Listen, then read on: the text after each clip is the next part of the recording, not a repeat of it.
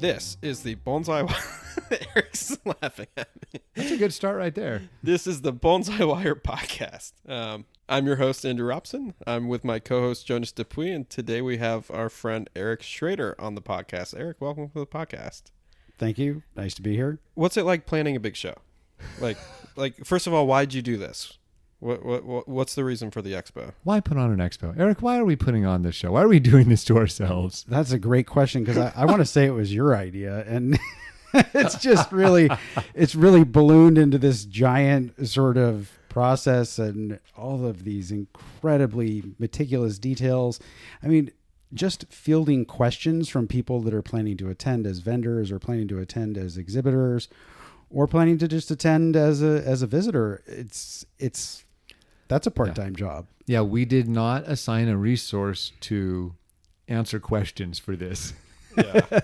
But part of the problem with answering questions is, I mean, the questions are great because they make us think about things that we hadn't thought about or that we hadn't gotten to maybe and prioritize them. And so I think, keep them coming. Yeah, exactly. We like the questions. It's just that sometimes the answer hasn't been determined yet. And so we can't just readily answer it. Right. Some things are in our control. Some things are out of our control. And some things we actually only hesitate because we think, oh, that was such a good question. Many, many people share that question. How can we share the answer to that question, to a broader audience? Yeah. And it must be hard because this is the first one. And does that really compound the problem that you guys are having? Oh, yeah.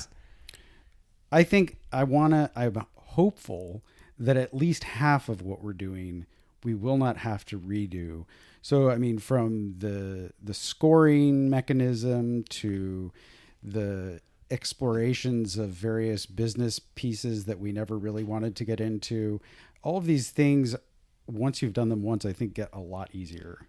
Yeah. So some assets we have in place, we don't need to write new text for mass emails again. We have that. We have basic contracts. We know what terms to look for. We know what questions to ask the venue. So we're in a really great spot for other ones. But I'm still thinking you asked us, why do this in the first place?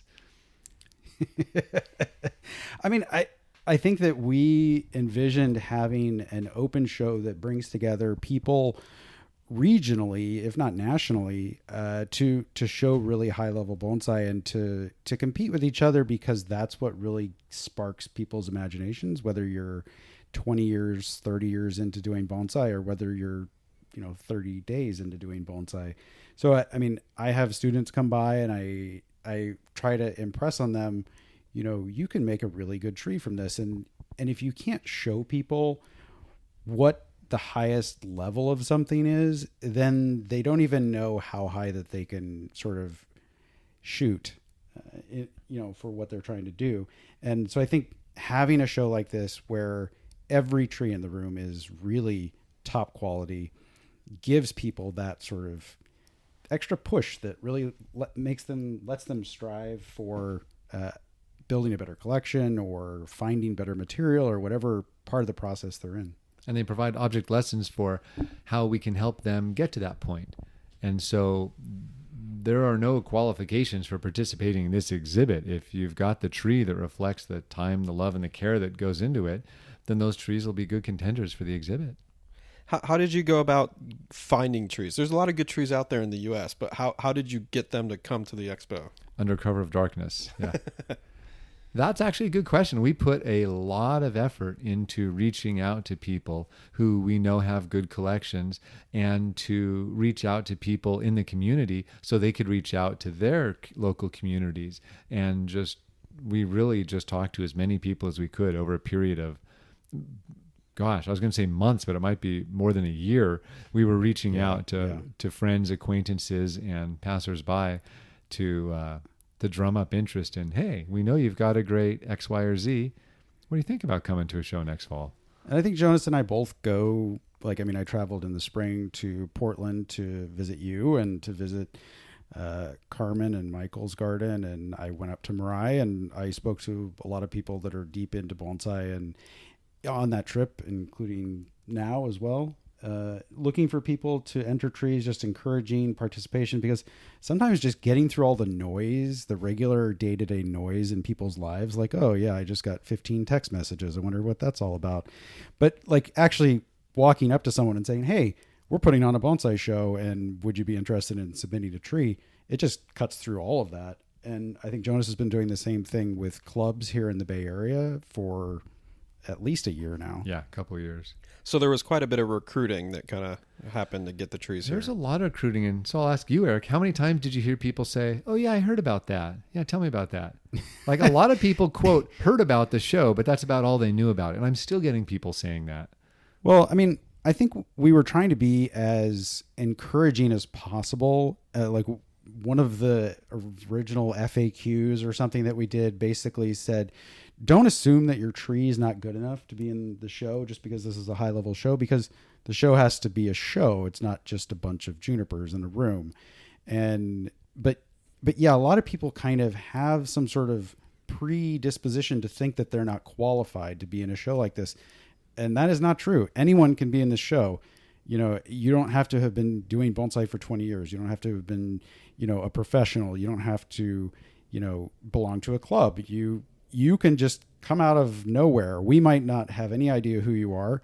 And if you show up with a good tree, we are ecstatic. And to this day, we still don't know who several of the exhibitors, we haven't met them personally. And so we don't know. There are some fully, to us anyway, anonymous trees, which is fantastic. But I will say many submitters are in the first 2 or 3 years of their bonsai journey. And even some of the exhibitors are only about 3-4 years into their study of bonsai.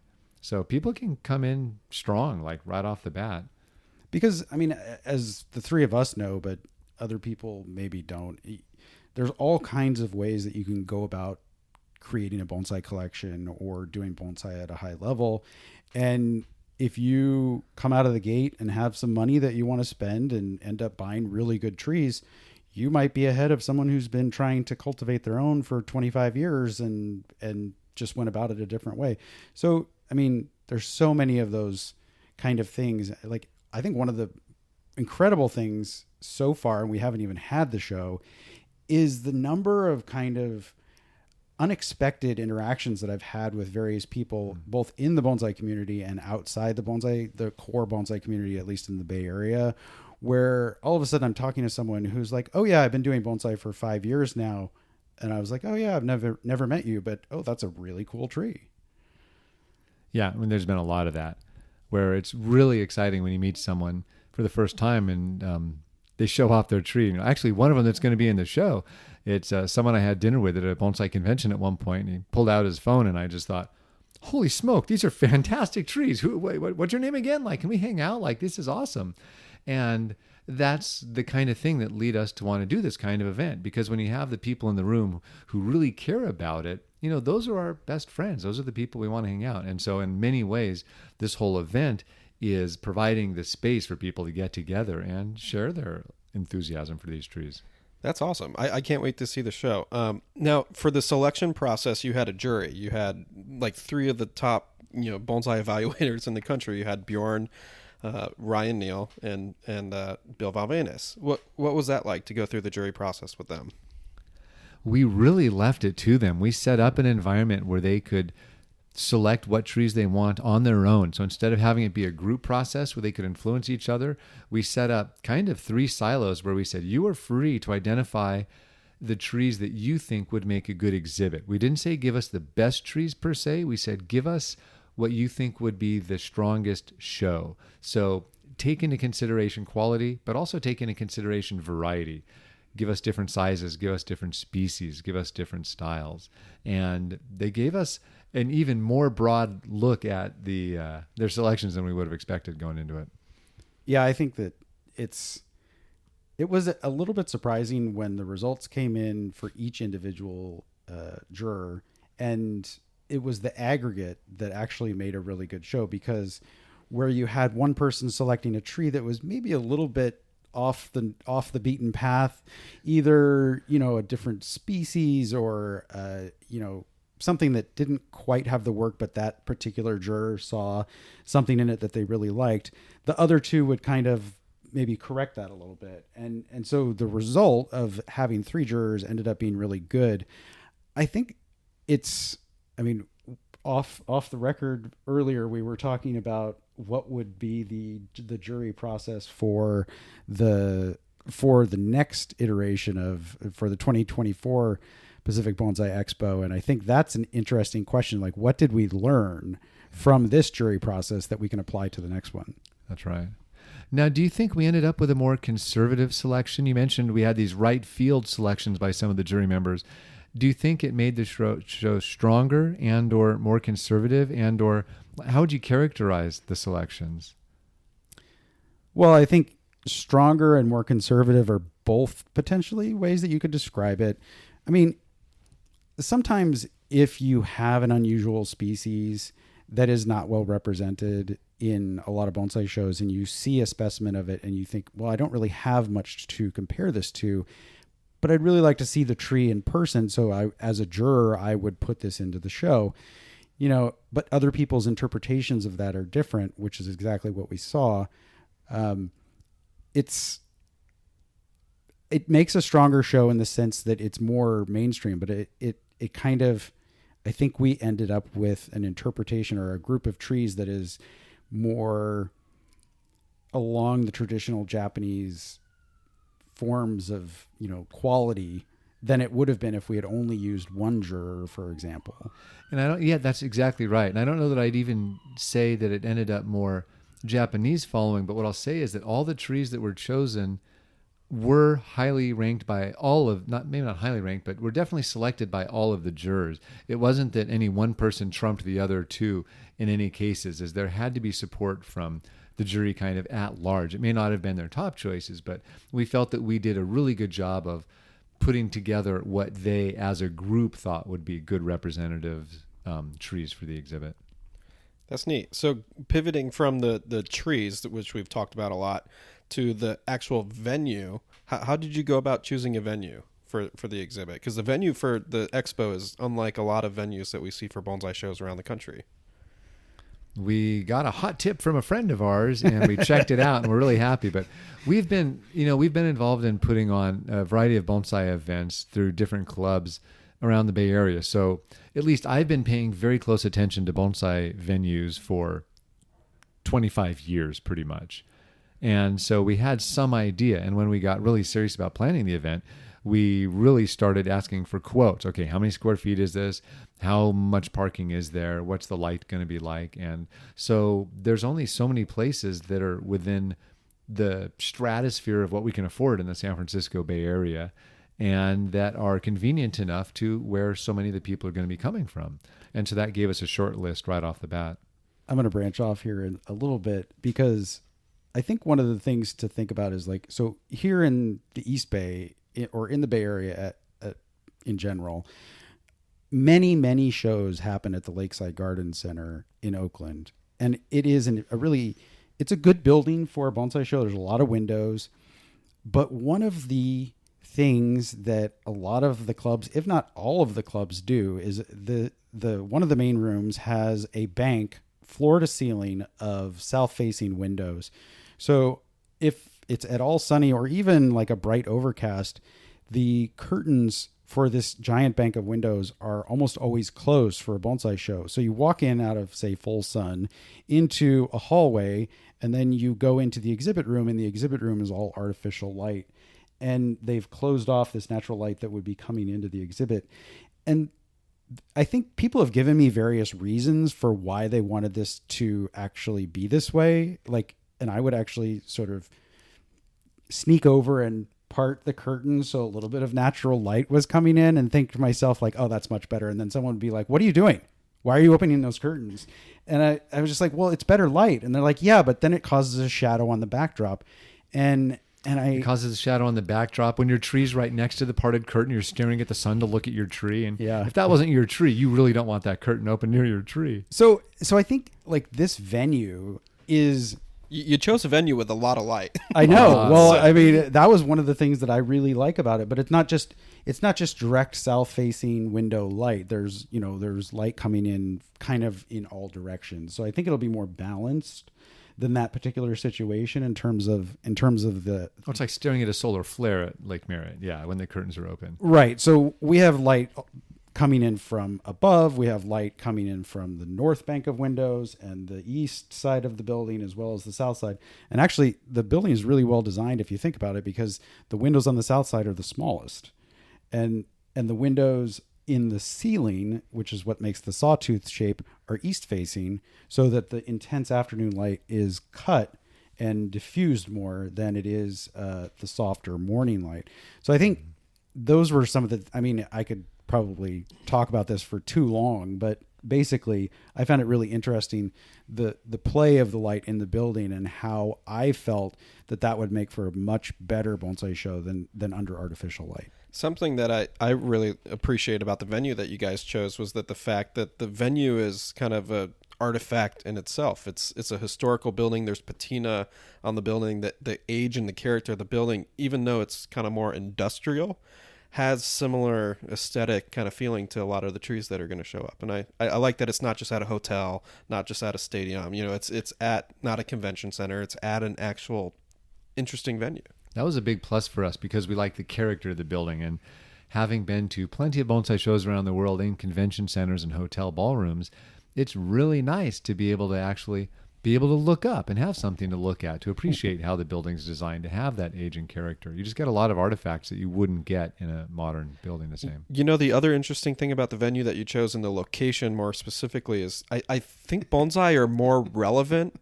Bonsai are more relevant when they're in a very urban industrial area. That is so true. If you chose a hotel that was an hour outside the bay, you know, and there's lots of trees out there, it doesn't feel as necessary as that when they're surrounded by shipping containers and you have all of these ancient trees. They feel a lot more relevant and important when they're surrounded by not nature. Yeah, talk about a landscape that needs an injection of some plant life. Yeah, this is one of them.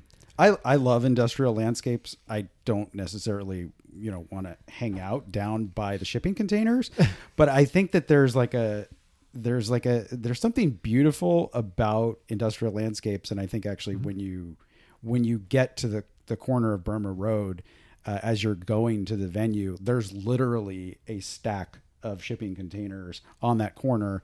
And on the other corner is like a logistics company with pods stacked up. So there's actually two stacks of shipping containers. But I mean, you're right in the sense that if you take a bonsai tree and stick it out in the middle of a pasture with a bunch of cows, it doesn't really have very much effect. Whereas if you put it in something that's so contrasting in industrial kind of space, it has a much greater effect. Yeah, it's going to be really fun to see bonsai in that environment. I'm looking forward to it. Now the bonsai show weekend it's a crazy weekend. Jonas and I just did a podcast about what to do in an exhibit, but it's not just an exhibit. That's the main part of it, but there's a big, huge vendor area. Talk a little bit about that. Who are some of the vendors that are going to be coming, and what's that going to be like? Yeah, half the space is actually reserved for vendors, and we have kind of a hand-picked selection of vendors from, up and down the West Coast, and it's going to be a selection of people with pre-bonsai, developed bonsai, high-end show quality trees, containers, both imported as well as handmade by, I think we have at least 4 potters will be here themselves selling their own wares. And then we're going to have plenty of supplies and other things people need to keep their collections going. Yeah, I don't think we're spilling the beans quite yet. Although maybe by the time this comes out, we will have the full list of vendors up on the website, along with profiles and whatnot. But Jonas is absolutely right. I think we very carefully approached people who we wanted to see their vending, and we have a lot of respect for the vendors that are going to be in the room. And it's for a variety of reasons. I think, some people have, long-term bonsai businesses. Some people are fresh into it. But we really wanted to provide a mix of things that you could come in and purchase, not just see the show, but actually have the opportunity to buy trees. I mean, I personally will be selling a few trees that are not in the show, but that probably would have made it into the show if I had submitted them to the jury. So we also went way out of our way to get vendors that don't appear here regularly. So we're lucky in the Bay Area that we have a couple of events, one every spring and one every fall, where we have lots and lots of vendors. And we wanted to go way out of our way to have vendors that aren't the normal people coming by. So We've got people flying in from the East Coast. We've got people driving down the coast. And so we're really trying hard to make sure that for the local people, there's going to be a lot of new faces that they don't often see. Yeah, that's great. And are you good, aside from the show and the vendors, you're going to have a few special exhibits as well. Are you able to talk about those yet, or are they a little bit of a reveal for when we get there? Well, I think it's a little bit of a reveal. I think, what we've said a couple of times is that we are working on special exhibits. I just, it's like, it's so funny to think about how complicated putting together a regular bonsai exhibit is. You have in a 6-foot space a medium tree and a small tree and an accent plant, but then you don't even realize, okay, I need a Jita and I need, 2 bonsai stands that are the right heights so that I can have the 2 trees not be. So that same kind of process going into a non-traditional display, and one of the displays, which, fingers crossed is still going to work out, is going to be really big. And that doesn't mean the tree is going to be really big. Like I'm not planning on forklifting plants into the building, but we felt like actually partly inspired by Ofer. I don't know how to pronounce his last name. Grunwald. Yeah. So, he's a really interesting artist who works with bonsai, and he submitted a proposal to us early on, but then some personal circumstances made it so he had to bow out. So Jonas and I kind of got together and said, well, what can we use to replace this? And I should say it was more in my camp. Jonas, we asked the question. Yeah. Eric answered the question. So I'm working really hard on it on a number of fronts. And one of them is that I have to raise a fair amount of money in order to make this happen separately. So this is a separate fundraising effort because I'm involving a professional artist, and that artist is going to be spending many, many, many hours doing a meticulous repetitive task, doing a meticulous job putting together something that in its aggregate, I really hope will be stunning from and viewable from anywhere within the venue. That's really neat. One of my favorite things when I go to a show is I want to see something that makes me think. And when you have some of these out of the box displays, a lot of the displays in the show are going to be fairly conventional, right? Yeah, when the pine goes next to the maple, we're not scratching our heads too hard. Yeah, but when you get something hanging off the ceiling or something that's just totally out there, it kind of, I don't know, it stimulates your thought. It's like the vacuum in the Arzens cup. You can say you love it, you hate it, but it makes you think about something. Yeah, and we have another avant-garde exhibit that, fingers crossed, shows up. It is going to be brought in by the Aaron Packard, the curator of the Pacific Bonsai Museum.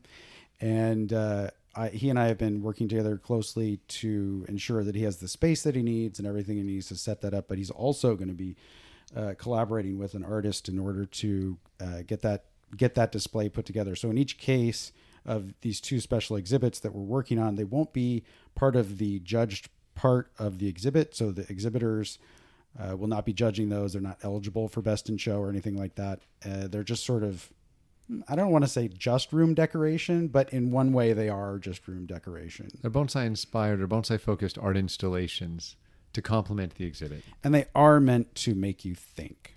That's good. That's important. We need more of that in the community.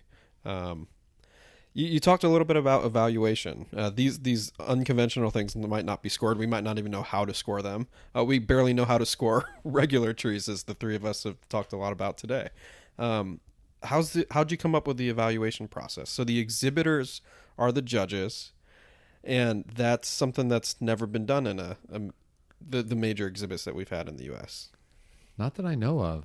And it kind of, when we proposed that, or communicated that idea to Dan Yammans, who will be helping us crunch the numbers, he had to think about it because there's some sort of bias that you have to wonder, well, okay, if I get to score my own tree, then... Yeah, he said, I can deal with this number of judges. We can figure that out. We can figure this out. But each one of the judges actually has 1 or more items in the exhibit that they're judging. Yeah, let me think about that. Yeah, so, the idea really comes from the BIB exhibits, that Bay Island Bonsai exhibits that Jonas and I both participated in for many years. And as part of those exhibits, we were asked as club members to score based on a number of trees, a selected number of trees from any category, each one of those trees, and select the members' choice awards for each category. And it was a complicated scoring process that we used involving, I think it was 30 points in total, split up between the trunk and the branches and the pot and the roots and the overall. And the overall, yeah. I knew the overall was in there somewhere. And so we're trying to kind of use that crowdsourcing of evaluation aspect in this same way, but we're also trying to simplify it. And so we've been testing out that approach. And so we actually had about 300 people respond to a sample judging exercise just so we could learn a little more about how do people distribute scores on this scale and how do they use it. And so people study this. There are people who do surveys for a living. There are people who do marketing for a living. There are people that have answered a lot of these questions. And we've actually reached out to a couple of them, and we're getting some really good feedback. From our sample exercises, we've identified a number of biases that can creep into this kind of scoring, and we've actually already made several updates just to overcome these biases. What are some of the biases? Well, one of them we noticed is if when people are scoring large lists of things, they tend to score the beginning different than the middle, different than the end. And so if everyone starts at tree 1 and finishes at tree 70, that actually can have a considerable effect on the scores.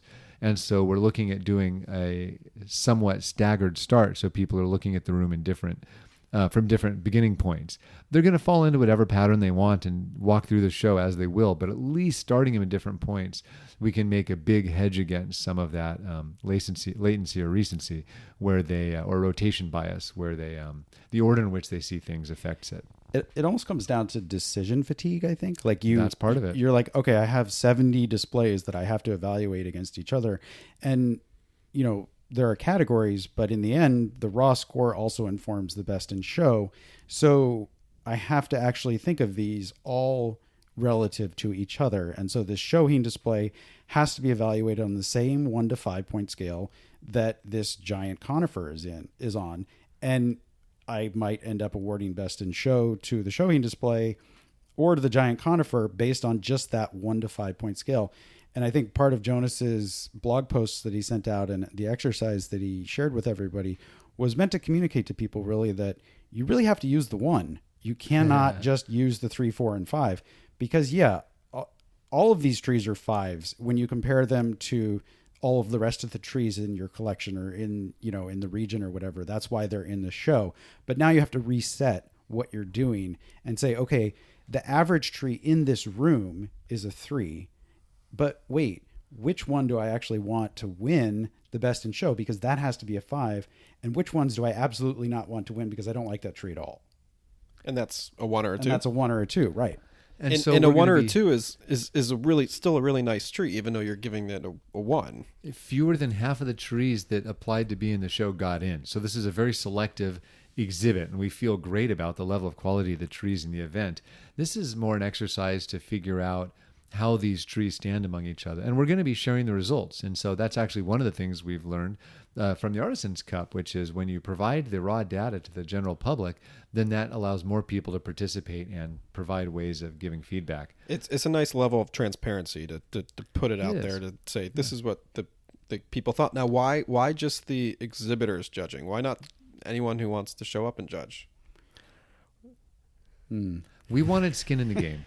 And we thought about that, and we wanted people. So when we did the Bale and Bonsai judging, everyone in the club could contribute, and we wanted to make a little bit of a refinement on that, where you need that skin in the game. You need to, if you have gone to the effort of getting a tree to the point where it can get into an exhibit like this, then you have earned the ability to participate as an evaluator. And I think we might be aiming even a little bit higher or broader, because if we can design a scoring system that not only we can use moving forward, but that actually might become commonly adopted. And so a lot of what we're doing is an iteration on what happened at the Artisans Cup in a way. Yep. It was a really inspiring show. It was really interesting to see how Ryan just, designed the scoring and executed the judging, and then to analyze all the data afterwards. So all of those things are something to take as, okay, these were good things, and then what went wrong, and how can we fix those things that went wrong or improve on them? And so that's another example. You asked about what biases we identified. One is everyone has their own personal scale. And so when we did the sample judging exercises, we found that some people's average score was in the low 3.2 range, and some people's average scores were in the 4.2 range. And what that told us is that some people found all of the trees good. They're using a very absolute oriented scoring system as opposed to a more relative system where they used all of the points. And we found a couple different ways to address that bias. And that is by one, priming people for what the scores mean. And so Eric hit it exactly. Threes will be for average quality among the trees in the room. And so by priming people as to how to use the scores, that won't fix the problem, but it'll help. The other is then using the Z-scoring system that Dan introduced in the wake of the Artisans Cup, which can then kind of make equivalent all of the different judges' scores. So if you award all 4s and 5s and I award all 1s and 2s, that we're going to have a fairly equal effect on the overall scoring. So I'm very honored to be an exhibitor for the show. And so as an exhibitor who's looking forward to judging the exhibit, when I show up, am I going to have a scoring criteria, a rubric, or are you going to give me freedom to choose my 1 to 5 in that range? It's going to be very pithy guidance. We're going to give you a scorecard and some suggestions as to do that. Whether or not we provide a full rubric, we haven't decided on that yet. Well, how much of a rubric can you provide for a score from 1 to 5? I mean, we're not telling people to break it down, but I think there's so many things that come into play when you're judging. I mean, when you're judging the medium category, for example, you're going to be judging conifers against deciduous and broadleaf evergreens, which is a whole challenge in and to itself, because how do you decide with trees that have very different quality characteristics, which one is actually, adhering to the highest quality the best when, they're different qualities. Which is what they have to solve at Westminster in our dog shows. And so we have ways of comparing different things with each other. We don't all personally have a lot of experience with doing that. And so that's what's going to be the big learning part. And so one of the last things we're doing is we're going to measure everything related to the scoring so that we have the data to then know, do we need to make any updates next time and make improvements? Time will tell. Yeah. No, it's exciting. It's really fun to be trying a new system. I think it's a elevated community that's going to be doing the process, and I think that's going to be fun to see how it pans out. Do you think it's going to be more accurate than if you just bring in 3 professionals? That's a really good question, and we kind of can answer that because we brought in 3 professionals to be the jury members for this. And if the judging would be remotely like what we would expect or what we saw in the jurying, it's completely hit or miss. It would be very different trees. And we saw that in the Artisans Cup, where we had 5 very qualified judges that came up with some coordination in what they thought deserved recognition and some very disparate choices. And so, yeah, you get more consensus when you have more people participating. I think that the exhibitors are, as you would imagine, a pretty diverse but also very well educated in the bonsai realm group of people. And if you take 30 people or roughly 30 people and you average out all those scores accounting for, things like Z-scoring, that it is going to be, it's a reflection of, each person's opinion in a way. It's a reflection of each person's understanding of the quality factors for a given species or, category of trees and things of that nature. But in the end, I think that the averaging out of across that number of people will kind of remove any biases or deficiencies that might exist in any single person's evaluations. Yeah, it washes out a ton of biases. And honestly, I'm actually more curious what the exhibitors think should win than I am what a given professional thinks. Because I know that if I ask 10 professionals, I'm going to get at least 6 or 10 different answers. I'm really curious who the people who made this show, who put in the work, who put in the effort. I'm just curious. I want to hear what they have to say. And I think that's a big part of informing this is let's hear the democratic approach to scoring this thing. You said this was based a little bit off Bay Island bonsai. Uh-huh. In that show, did you find that, in your opinions, did the right tree win most of the time? Most of the time, by far. Yeah, I mean, there were definitely a few exceptions, but in general, I mean, there's a little bit of a difference in the process in the sense that for most of the years that the BIB Members' Choice Awards happened, there was sort of a pre-selection process where Boone or Boone and a couple of other people would go around and sort of pre-evaluate and just pick out the top 5, say, out of each category. And then the members were voting just amongst those 5. I think that's, so you can argue that pre-selection process has a big effect on, making sure that the best tree wins in a category. But in reality, everyone in the room should be able to identify the top 5 in a given category if they've already got skin in the game, as Jonas says. And so I don't think it's that part of the process is really that important. But what it would do is cut down on the number of scores that you have to give, which was the whole point in the BIB. That's right. Scoring We just exercise. didn't have the time. We didn't have time to do 5 different evaluations of 30 assigned different 5 trees. scores to 45 trees. That was just hard. It was too hard. It was a bad idea. And speaking of categories, how'd you go about picking the categories for the show? We actually put a lot of effort into that. We were back and forth about this for months. In fact, originally we were hoping the community would suggest to us what they thought some novel judging categories would be. Well, I mean, if we're gonna like poke at people, I think there were a lot of things that we were hoping that maybe we didn't communicate effectively. Yeah, for sure. I mean, one of the things that we were really hoping for, going back to the the unusual exhibits, was that we would actually get submissions that were meant to be part of the judging and part of the competition that would be avant-garde, that would be not on a table. So having like a unusual award or like a creative award, display. alternative. That's right. Yeah. Well, I mean, within a 6 foot by 2.5 foot space, which is the default space, is it really the best use of that space to put a folding table with a tablecloth on it and then put like a miniature table on top of that? Or could you get much more creative than that? I was really disappointed that we didn't get any exhibits that included anything other than I'm going to plunk this tree on the table. A tree on a table on a table. I think we had possibly 0 alternatives submitted. Yep. Other than tree on table. And that was over 200, 250. I don't know what it was. It was a lot of submissions. And I want to say we specifically asked for it, and I completely understand why it didn't happen, but You do have one though, right? Isn't I maybe I don't want to give too much away, but isn't Don't give Michael anything away. We're not giving anything away? No, don't give anything away. Okay. Now, it's not that every tree is going to be on the table, but there are no really novel display-oriented things. It doesn't mean that every tree is in a standard container or necessarily on a stand, but there's a lot of... So Eric is a good one to talk about this when you look at some of his displays in past exhibits where trees are suspended on wires, balanced on glass, in custom plexiglass stands. Like, there's none of that really out there kind of stuff. I think that Aaron at the Bonsai Northwest Museum, I'm going to get the name wrong.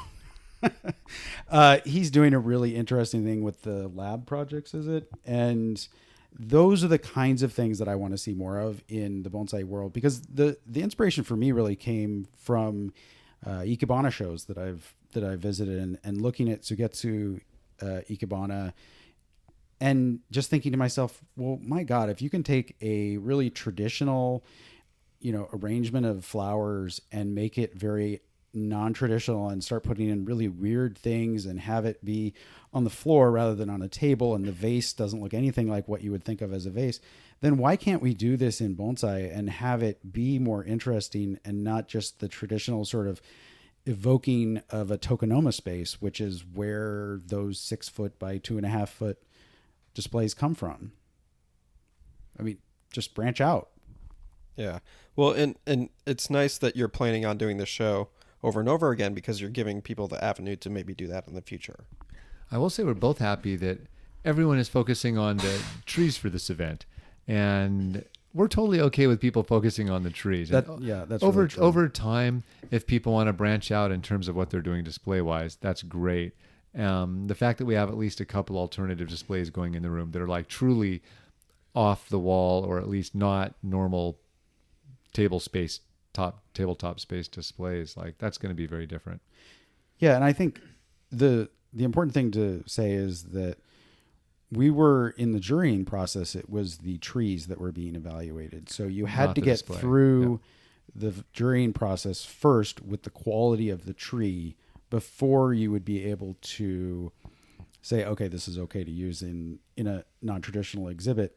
And I think that non-traditional for the jurists might have been a plus. It might have been a minus. It depends on which one I think you talk to. But I just want to be clear that I'm not looking for a half-baked tree just because your idea for displaying the tree is a little bit different, but you didn't get the tree right. You got to get the tree right first, and then you have to take it to the next level, just like in traditional display where you think, okay, I just spent 10 years working on this tree, and now I have a great tree, but I don't have a stand, and oops, I didn't grow any accent plants, and wait, I don't have a Jita for the accent plant, and so on. I mean, it's just a whole nother game on top of the game of making good bonsai. And what's interesting is we're actually not requiring that people hew to the basic conventions of the top shows around the world. We're not requiring that they do any number of, like for medium trees, we're not requiring 3-point stands. If people ask, we'll tell them, yeah, that's the conventional approach, but we're not saying you have to do that. For Shohin with a whole bunch of trees, we're not requiring a box stand, but if people want to do that, they can. And in fact, even for the large trees, we're not requiring that it's just one tree per display. What we have done is kind of describe, based on what trees you put on the table, we'll tell you what your table qualifies as in terms of judging categories, which I guess was your original question, was the judging categories. How did we come up with some size-based and some species-based categories? I think there's some room for debate about how you categorize bonsai. Obviously, size is one of the major ones because large trees, medium trees, and small trees each have different origin points and also very different impacts on you because, the size of a person versus the size of an object. If you look at something that's the size of a hummingbird, you think, oh, that's so cute. And when you look at something that's 12 feet tall and massive, you're like, oh my, that is very powerful and impressive. So those are, I want to say that those are just sort of ingrained reactions that people have to different sizes. So sizes have to be part of the equation because it's just sort of ingrained in human perception. And then, well, and if you didn't have sizes be a part of it, do you think only big trees would show up? It's not that we thought only big trees or specific species would show up. It's more that we wanted to incentivize people to give us as diverse a show as possible because it's typically, I find it less interesting when there's less diversity in the room. And that's size, style, as well as species. Yeah, diversity of size, diversity of species, and a good mix of conifers and deciduous and broadleaf evergreen, I think makes for a better show just because you get more diversity of species. And so it's not just like, oh, there's another juniper, oh, there's another pine, or, oh, there's another maple. I mean, people have their favorites that they want to grow. But for the show as a whole, even if you grow just junipers, hopefully you have your best juniper in the show. Now, you mentioned you were maybe a little disappointed that you didn't get more creative displays. Is there anything else that you would like to see more of in the submissions or the entries for the show? I know personally, I just wanted to see as many high-quality trees as possible. For starters, once that's in place, then the rest becomes fun. And so I just wanted to see people saying, oh, I wonder how this is going to do for the show, and then pull the best tree off their shelf and see how it compares. There's always room for improvement, but I think that we're really happy with what we have got coming into the show at this point. If I had to pick one thing that was a little deficient and not the display thing, the display thing would certainly be my first. More broadleaf evergreens. Yeah. We have a lot more conifers and deciduous than we have broadleaf evergreens. And that's kind of representative of where the community is too. It's something that we lack about. We have conifer people, we have deciduous people. We don't have a lot of intense broadleaf evergreen. And to some point, not as many are grown as bonsai. And so that's fair. Like, we don't expect, unless you're living in the tropics, we don't expect to have a ton of broadleaf evergreens, but more would have been nice. What's funny is that category around here is we expect oaks, we expect azaleas, and we expect olives, for instance. And we have some of those, but we don't have a ton of those. And so it would have been fun to see more in that category. But I mean, there were also very few tropical entries, which That's right. I don't know whether that's surprising or not. I mean, if you think about like the population, the amount of work it takes to keep them around here. Well, but just think about the population of ficus bonsai in the U.S. Like, it's got to be off the charts by far. The single largest number of bonsai by one species are a Golden Gate ficus, and yet we don't have. We don't have more than one, if we do, of that species. So I think it's kind of interesting to think about those kinds of things. I wouldn't expect that we would get a lot of tropical entries, but it would have been interesting to see more. Yeah, neat.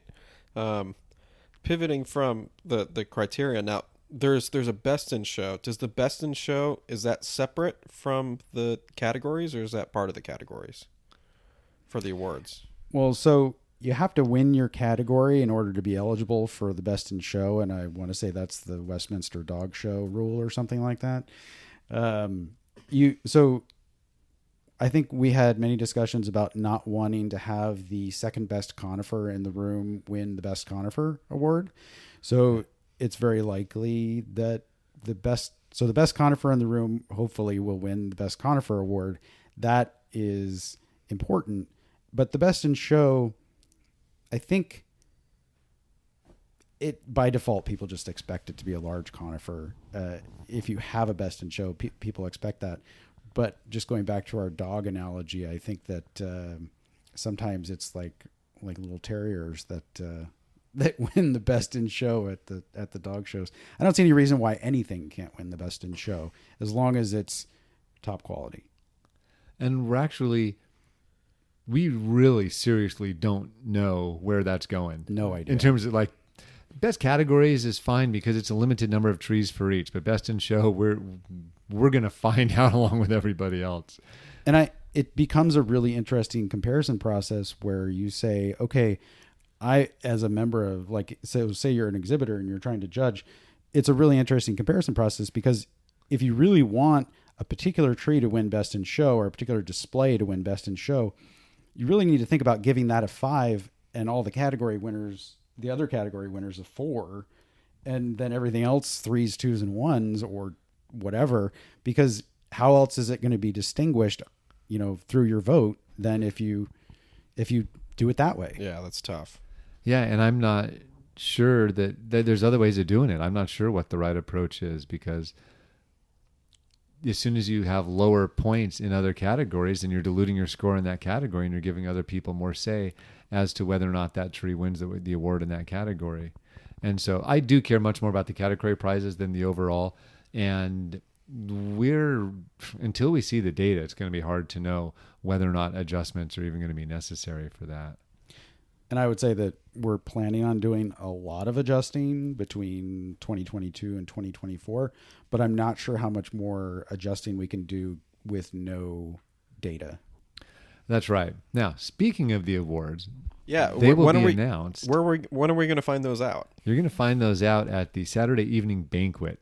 And so there's going to be an entire day where everyone gets to attend the exhibit, see all the trees, and decide for themselves what they think is the best without any form of bias of seeing a plaque or ribbon on the ground. And so we're going to have this wonderful day where we're all wondering, I wonder how that one did. Wonder how that one did. I think you and I are going to have to hide in a closet or something because don't tell me who the winners are. You get to crunch the numbers. Dan can keep that. I literally... Dan, yeah. Dan can bear that burden. That's right. We are very seriously considering keeping that envelope sealed until we get Richard Gere to read it, or Warren Beatty, whoever that was, and hopefully the right envelope will make it his way.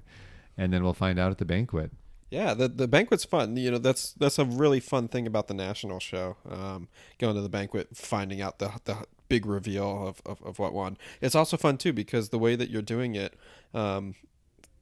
every attendee of the show has a chance to evaluate for themselves. They could walk through the room and do that 1 to 5 process, even if they're not an official exhibitor. They could go through their head, and that's a great way to appreciate and look at the show. It is, and all of the exhibitors who did score it will be wondering, I wonder what everyone else did with that tree.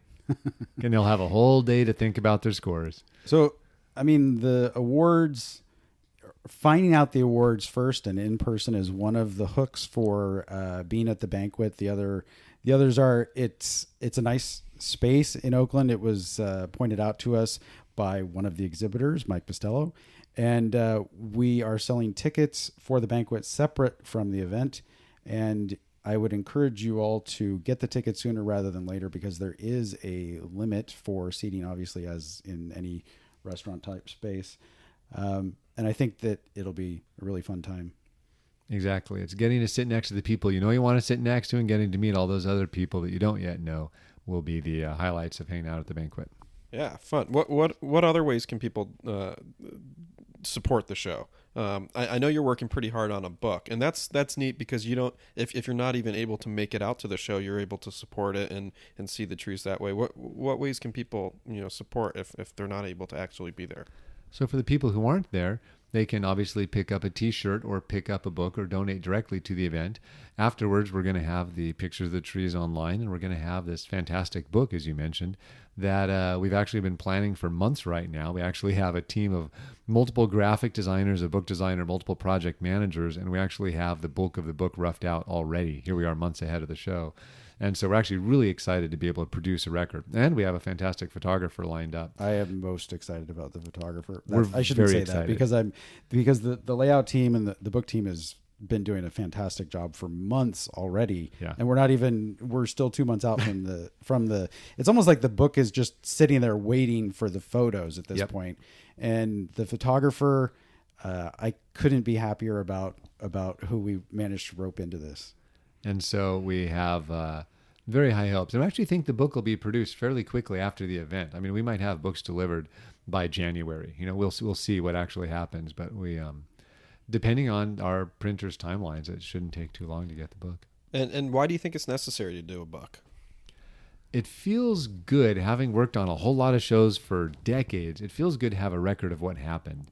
It's by looking at books from anywhere in the world in the past and seeing how the trees change and get better over time.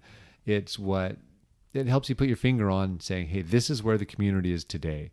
This is what we were able to muster. Let's see what we can do next time.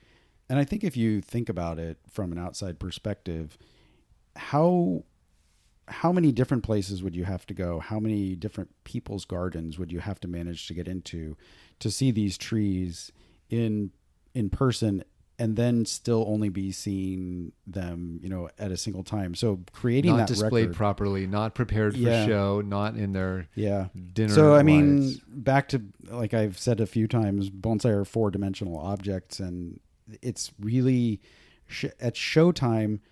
It's like only the best trees have been put into the show, and each person has spent a lot of extra time thinking about how their tree is presented.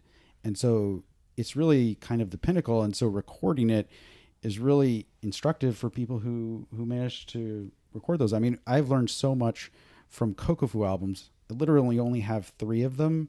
I know some people have full collections, but I only have 3. They have very dog-eared pages, and I've done all kinds of things with those books, from copying stands that I wanted to make in my woodworking shop to thinking about, oh, wait, I'm just going to look through that book and see which pots jump out at me, or showing students, okay, so usually this type of tree is paired in Japan with this type of pot, or anything like that. So these kinds of records, I think, are just completely necessary. They're absolutely invaluable. Well, you made a good case for going to the show and looking at the book, in that I'd never thought of it this way, since all 3 of us go to a lot of bonsai events all over the world. But think of how many gardens you would need to go to see this collections of trees at once. That's only going to be available live for 2 days in November, and that's it. And even if you went to the 45 gardens from which these trees come, they wouldn't be showed at their best. They wouldn't be prepped. The pots wouldn't be clean. They wouldn't be accented.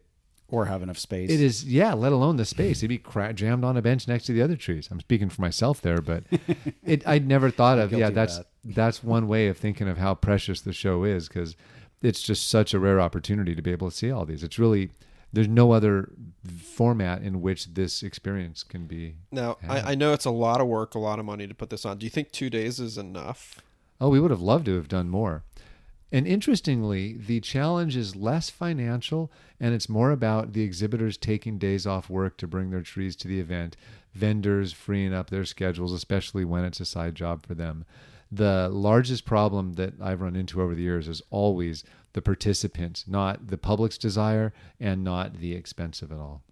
I'd love to be able to do this for more days. I wonder what you want to see, though, in a longer show, because it's interesting to think about what actually happens at bonsai shows sometimes, which is that in a 2-day show, everyone shows up Saturday morning, and then by Sunday afternoon, there's nobody there.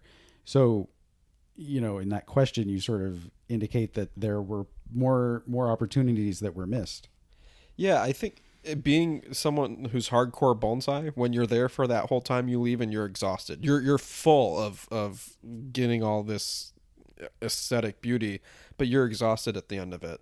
I don't know. I guess it's more of a show for the public to get more non-bonsai people in the door. But you mean just cycling through more people, trying to have more attendance? But it makes the point of how special this is when we're seeing the best trees. We're seeing them elevated with all this work. There's such a brief window to experience that, and that's something we really need to buy tickets and cherish. And that's true. That slice of time won't happen again. This, for some reason, what just popped into my head is that if you go to a Kokofu show, and one of the most amazing things that I've always loved seeing at Kokofu shows is the blooms of ume, Japanese flowering apricot, and some of them will be in bloom the first or second day of the show, and then they'll go around and take all the blooms off after a couple of days, and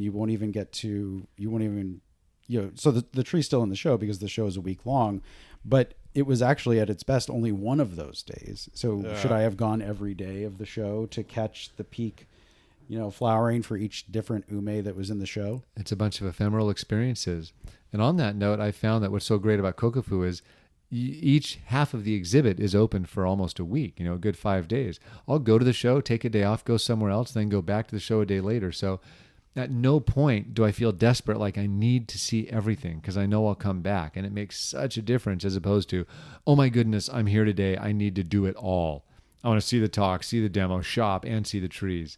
I would really encourage people to come to this show for both days, just so that you can not have to feel like you're rushing around, because I think participating in BIB shows was a very interesting experience in the sense that as a participant, as an exhibitor, as a member of the club, you were both setting up the show, breaking down the show, and you were there the whole weekend pretty much, or at least 4 hours on both days.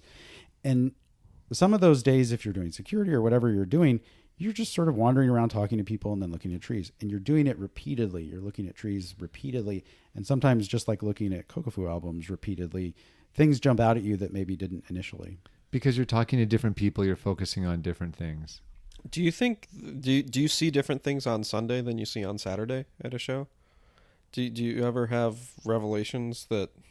I try to open the curtains on Sunday when nobody's paying attention. I do. It's funny. I will often do more systematic approaches up front, and then I'll just jump all around on subsequent days. Yeah, I'm almost the opposite. I internalize the show, I take it in, and then the next day, that's when I break it down in my head. But this will be interesting because now that I'm a judge, I have to break it down, and then I guess I get to digest it afterwards.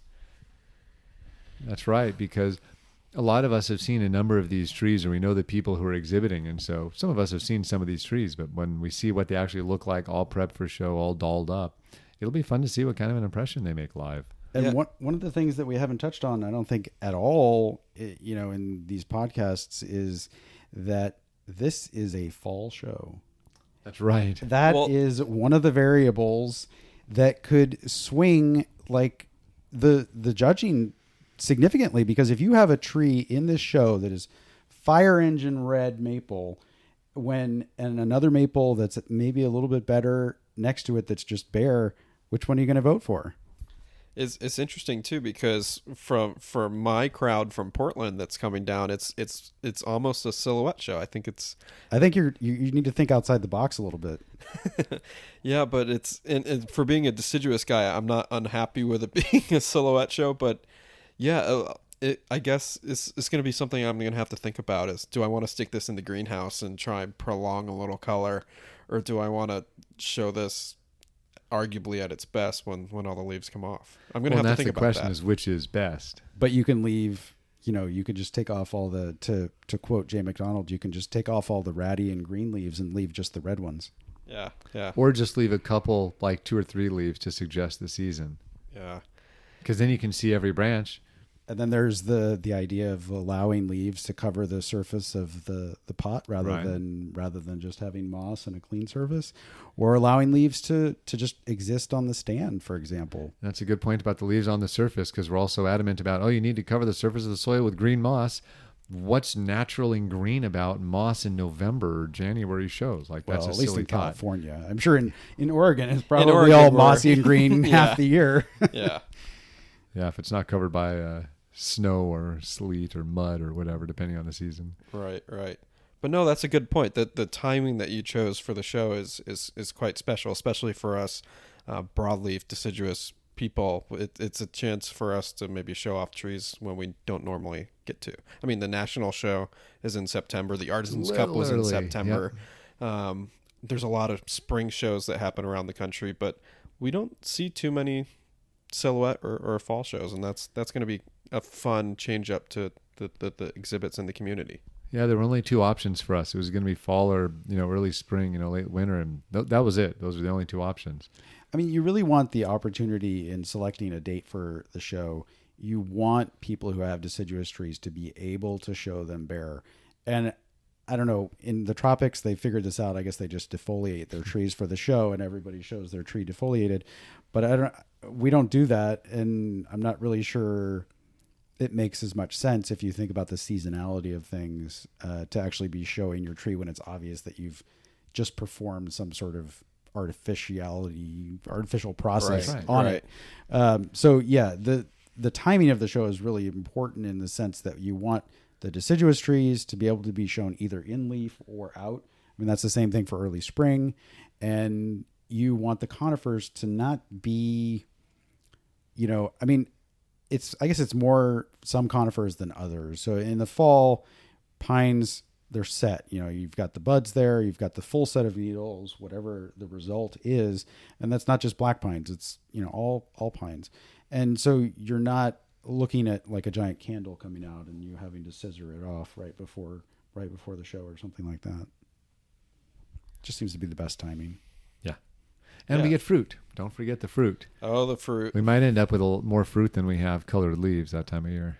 I think for representing California in fall, the accent plants are kind of a nutty wild card / I have no idea. Big wild card, yeah. We'll see. I mean, are you going to show a succulent? Are you going to show brown grass?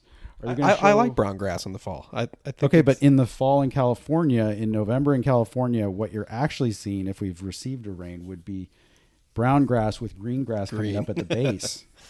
It's usually, luckily, it's a little early to see green in November, typically. Depends on the year, yeah. Well, it depends on the story you're telling. Yeah. It's true, and we have those variables around here. I mean, we don't really have 4 seasons in coastal Northern California. It's more like 2 seasons. Yeah. The other interesting thing about the show that you guys have done is, obviously you both live in this area, but when we have the U.S. National Show, this is perhaps the most unrepresented area at the National Show. So if you're able to come out, if you go to the National Show, that's a great show to be at. But if you're able to come out here, you're probably going to be able to see a lot of trees that don't end up at that show. It feels like a good compliment. And we're planning on doing the show in alternating years from the national so that it's not conflicting and creating, problems for vendors or problems for exhibitors who want to do both. But you're absolutely right. I mean, there's not a whole lot of West Coast representation at the national. There's definitely some, and I think maybe more from Portland than from the Bay Area and the rest of California. But it's going to be really interesting to see if we can keep this going, every other year and have it really sort of build momentum, maybe in, the second iteration that will be even bigger and more impressive. Yeah, neat. So if I'm someone in a club and I want to help support the show, what's a way that I can help get the word out, help my club members take notice of this, participate, all of that? Well, I'll start and then Jonas can continue. One of the things that we've done is we've made a club and press resource page on the website at pacificbonsaiexpo.com. If you look in the footer, there's a link to it. And on that page is a print at home flyer. So you can easily print out on your home printer an 8 by 8.5 by 11 piece of paper, a flyer that you can then take to your local garden center or just pass it out at your club. And you can do that no matter where you are. And then I think at some point we had a real vision that where we wanted to reach out to clubs. And I spent time looking at club contact page listings of club contacts that are all out of date. And it just becomes this giant process. But we want to reach out to clubs and say, hey, buy tickets for your members. Encourage your members to come, whether you're in the Bay Area and you're passing out tickets as raffle prizes, or you are in the Midwest and you're making a group journey all together. I think. Yeah, if we tell you just what some other clubs have been doing is some clubs have done exactly what Eric just described. So some people are putting tickets up for raffles. Clubs are putting items in their newsletters. They're inviting us to be speakers, or at least having someone stand up and speak about the event. Maybe someone who's traveling from their club to the event. So make sure it shows up in a newsletter. Make sure there's someone talking about it live. Buying batches of tickets. We have group tickets available at pretty good discounts on the website. So if you buy a whole bunch or you have special needs, you can actually get a great discount for a whole bunch of tickets. And some clubs have looked into arranging the transportation to the event as well, if they're not too far away. And to the group ticket question, which we've had a couple of times now, if you buy a group of tickets, you will receive a link electronically that allows you to redistribute each one of those individually to different people to their email addresses. And essentially you put in the email address, hit send, and then it sits there until that person actually grabs it. So it's almost like physically handing off a ticket. That's neat. And, as I'm sitting here looking at Jonas's bonsai library, I came to the realization that most bonsai clubs have their own library. And so being able to request that your library order the expo book might be a great way to support the show that way.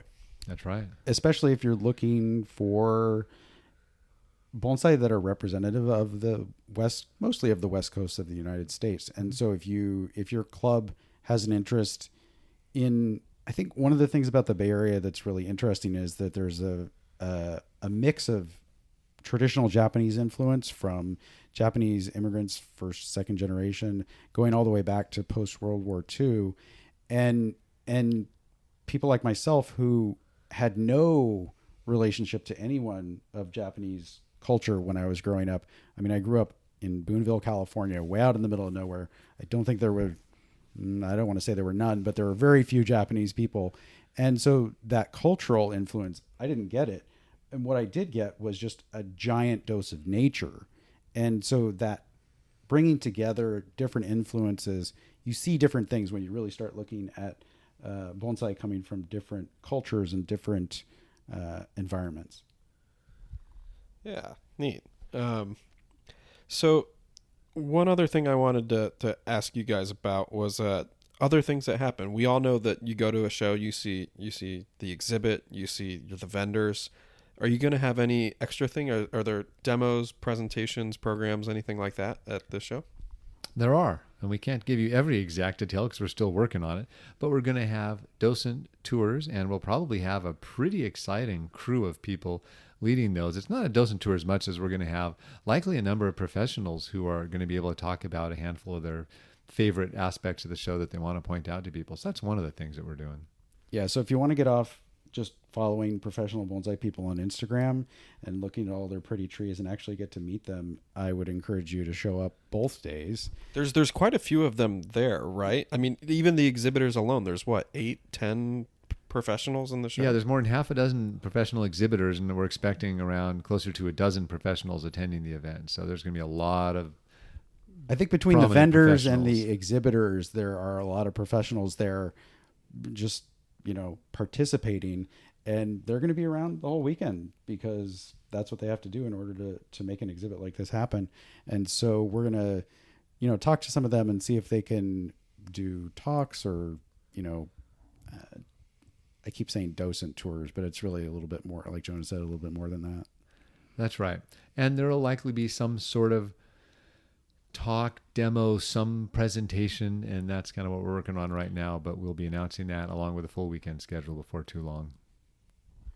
Yeah, how do people keep in touch with what's going on with the expo as the program comes out, as the pre-orders for the book come out? Where do I find that information? Well, I mean, I think we're trying to approach people in a variety of ways. One is podcasts like this. I have a YouTube channel, Bonsai on YouTube, and I sprinkle in announcements. Sometimes you have to watch the entire video to get like a 10 seconds.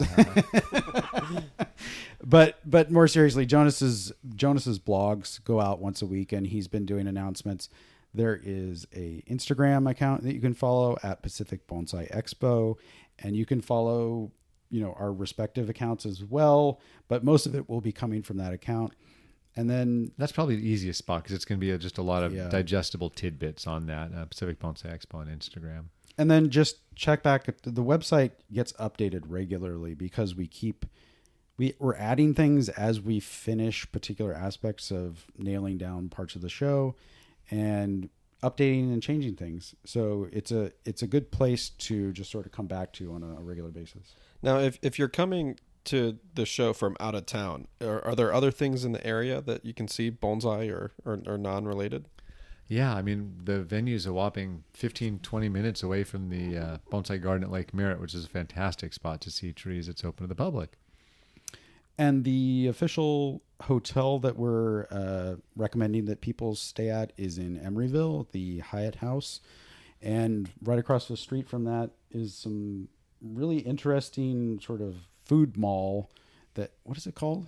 The Emeryville Public Market. Yeah. So we were just in there the other day checking it out, and it's been redone, and we were testing the food too. Yeah, it was good. And so actually it kind of reminds me of food trucks in Portland kind of thing. Yeah. It's fun. They're not food trucks, but it's the same kind of it's a big warehouse with a whole bunch of restaurants and bars and stuff inside. Yeah.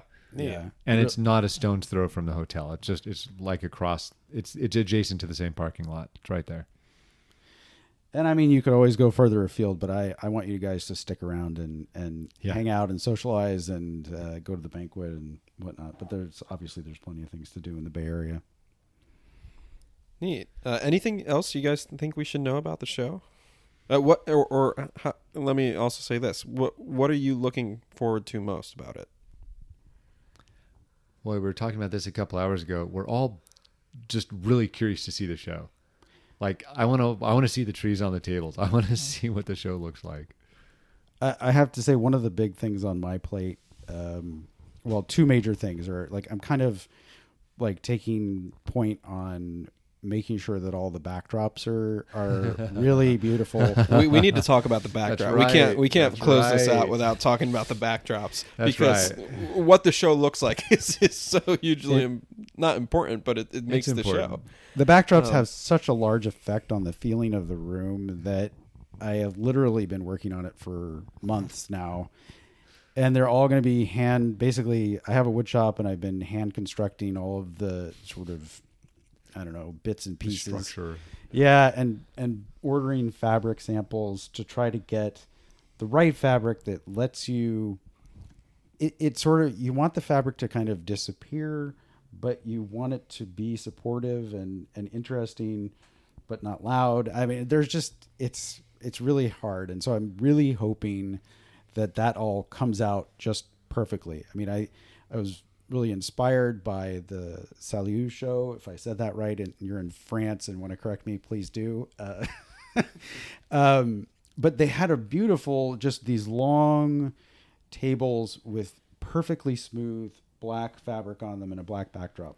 Now, we're not going to go with black and black and black, but there is a lot of natural light in the space. And so we're going to use darker tones in the exhibit for the backdrops and the table coverings. And we think it will really show off the trees very nicely. So what's been your kind of criteria for choosing a backdrop? I mean, because at first it sounds so simple. Oh, I have a table cover and I have something to hide the trees. But once you start diving into it, it's like, oh, I can't just order a backdrop on Amazon. Like, these backdrops for bonsai don't exist. I have to manufacture these things. Like, what's been your list of things that you've been trying to think through?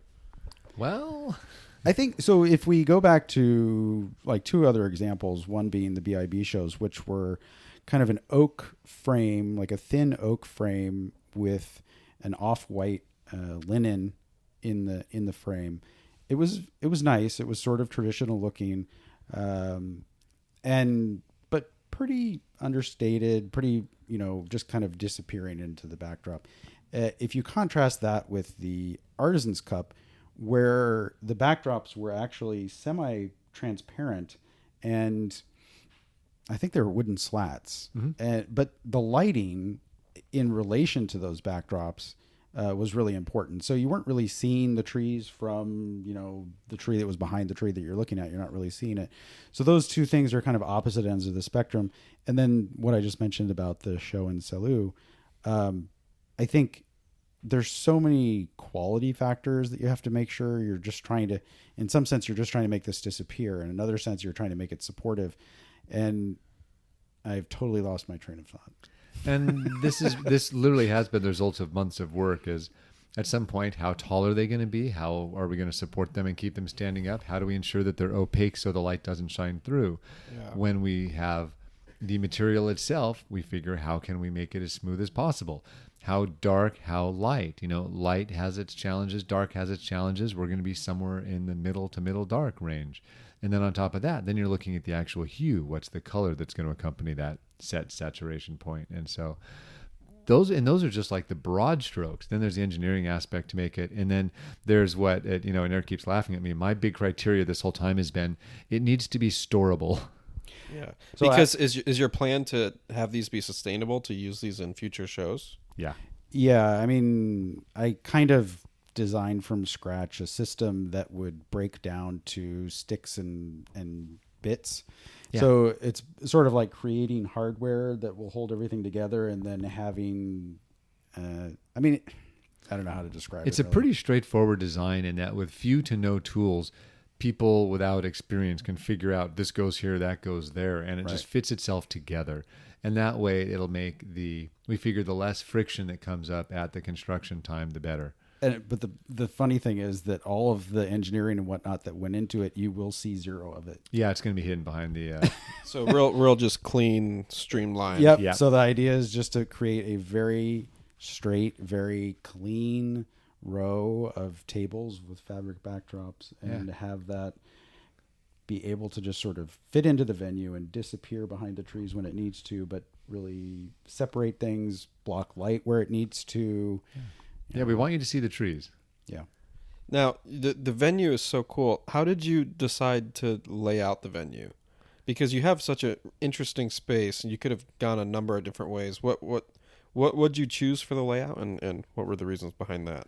The light was the big driver. We actually showed up 12 months to the day before the show to see what the angle of the sun would be. Yeah, and if you've seen the photo of my juniper in the space, that is exactly... that was around midday on the same day of the year. Yep.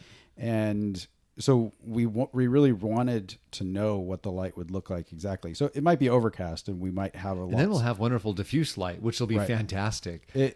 We've been in there on overcast days, and it looks fine. It's not like it doesn't detract from the space. Mm-hmm. But yeah, I mean, So the trade-offs are we get even diffuse light or we get uneven but occasionally glorious light when the sun's going to be there. And it might be patchy cloudy, like that time of year, 50-50 chance it'll be glorious and 50-50 it'll be overcast. Is the weather predictable in November in California? Well, there's a 1% chance that we'll get the largest storm on record. Yeah. But we don't really get rain anymore. We're kind of over that whole rain situation these days. And so, but we never know. It's a very variable time of year. But I think in 2021, the majority of the water came from one storm in late October. It was, we had it. It was a small number of big storms was most of the precipitation last year. Yeah, and temperatures that time of year? Is it a nice time to be in California? Normally it'd be, it's great. Yeah, upper 50s, lower 60s on average. Yeah, and it's not cold at night, really. I mean, maybe in the core Bay Area, it'll get down to maybe 40, but more likely. And if it's warm, it could be 70. Yep. Wow. Yeah. Sounds great. And so when you ask what we're looking forward to, the trees is the first thing. And because we've been talking about trees all day long, that's the first thing that comes to mind. But the rest is to see the people. I mean, these are where my friends from all over the country and world. Right now we have people coming from, I think, 5 different countries altogether. And it's people you don't get to see all the time. And we're going to have a lot of time at the venue, at the banquet, at the hotel to hang out. And so super looking forward to seeing everyone that shows up. And I think on the vein of meeting people, I mean, Jonas and I are planning to try to fit in a program where we are kind of talking a little bit about like the same kind of conversation we're having now, but also taking questions from the audience and really meeting people that have come for the show and talking to them. One of the things that having a YouTube channel has done is sort of made people recognize me who I've never met. Yeah. So I want to have time and space for people who want to interact with us to be able to come in and ask questions. And so that's part of the programming that's not totally nailed down yet, but yeah, fun. We've been talking trees all day and I'm really excited to see the trees, but I was just thinking I'm going to be so excited because we have so many new potters, on the West Coast in the U.S., so many stand makers. I'm really excited to see what the accessories are to the trees too, because I think a lot of those are going to be showing up that are always fun to take notice of. Yeah, I'm expecting a bunch of fresh pots and stands in the event. Are you talking about the vendor area or are you talking about the exhibit? Both, but I was talking about the exhibit, but the Okay. vendor area is always, like Jonas was saying, like the show is a census of where we are at in the community for the trees, but the vendor area is very much a census for the marketplace, and seeing both of those things is going to be, I don't know, it's always fascinating that what you learn from showing up to events like this. Well, after expressing my disappointment with not getting more avant-garde displays, someone could call me on it and end up, they're like, yeah, I have my tree and it's in a traditional pot here, and I just didn't tell you what I was going to put in my display, and it's like something completely off the wall. Yeah. So, I mean, I likewise am looking forward to seeing a lot of the other things, the parts of the show that I haven't seen. Obviously, seeing the trees in photos is nothing like seeing them in person, and that's a reason why people need to come if it's within their means. yes. So, wow. Well, thanks guys for sitting down. This has been a really great conversation. Pacific Bonsai Expo, what are the dates? November 12 and 13. And Saturday, 9 a.m. to 5 p.m. Sunday, 9 a.m. to 4 p.m. Great. Well, it's going to be a fun time. I'm sure we'll be podcasting before the event, after the event, maybe even during the event. But and we'll all be there, so you can find any of us at the event. yeah, if I we're don't know walking if around we'll with a have microphone, come up and say hi. You'll Running get on the around podcast. like crazy people. Exactly. I don't know if we'll have slept within several weeks of that date, but we'll be there. Yeah. Well, fun. Thank you guys for putting on the event. I'm really looking forward to it, and hope to see everybody there. Sounds great. Thanks so much.